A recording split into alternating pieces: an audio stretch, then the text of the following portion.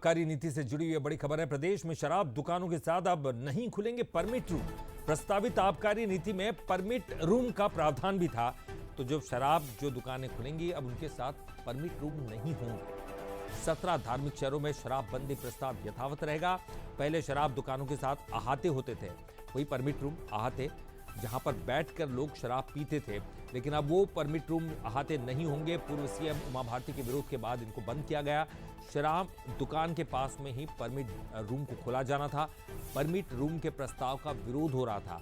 प्रदेश में 1 अप्रैल से नई आबकारी नीति लागू होगी और उसी नीति में क्या कुछ होने वाला है उसमें धीरे धीरे खुलकर सामने आ रहा है। अब बड़ी बात ये सामने आई है और चलिए इस पर ज्यादा जानकारी के लिए बात करेंगे। हमारे साथ हमारे एग्जीक्यूटिव एडिटर सुनील सिंह बघेल जी जुड़ गए हैं।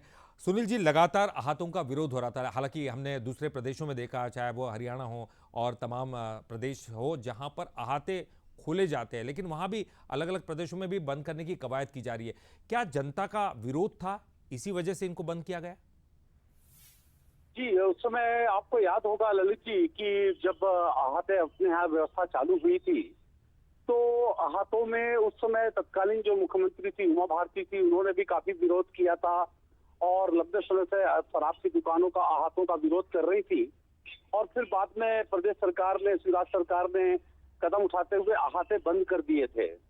और लेकिन बाद में एक बात यह भी निकल करके सामने आई कि कई बार जब पीने की जगह नहीं होती है तो लोग बाग जगह पे खड़े होकर के इस तरह की शराबखोरी करते हैं और आने जाने वाली महिलाओं को दिक्कत होती है। शायद इस सोच के साथ परमिट रूम को चालू किया गया था और इसमें भी 2 पहलू आ रहे थे। इसको सीधे सीधे कुछ लोग अहातों से जोड़ करके देख रहे थे, इसलिए फिर अंदरूनी तौर पर कुछ विरोध की बात सामने आई है।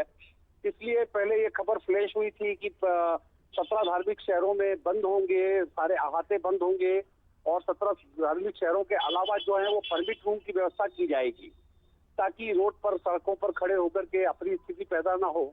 लेकिन अब जो हमारे पास अपने विश्वसनीय सूत्रों से जो एक खबर आ रही है कि शायद अंदरूनी विरोध के चलते ये परमिट वाली जो रूम वाली व्यवस्था है उसको फिर से वापस लिया जा रहा है। जी ललित जी, बिल्कुल आप सही कह रहे हैं सुनील जी, क्योंकि कई बार ये भी विरोध होता था कि कहीं भी बैठकर पीते हैं, कहीं भी खड़े होकर पीते हैं और उससे भी जो न्यूसेंस पैदा होता है और समाज में काफी लोग, महिलाएं भी उसका विरोध करती थी कि, लेकिन यहाँ ये भी विरोध हो रहा है कि अहाते ना बनाए जाए तो फिर कहाँ पिएंगे, ये कि एक बड़ा सवाल होगा। और खैर ये तो नीतियां हैं और अलग अलग नीतियों पर विचार विमर्श भी होता है। बहुत बहुत शुक्रिया सुनील जी इस पूरी जानकारी के लिए बातचीत करने के लिए।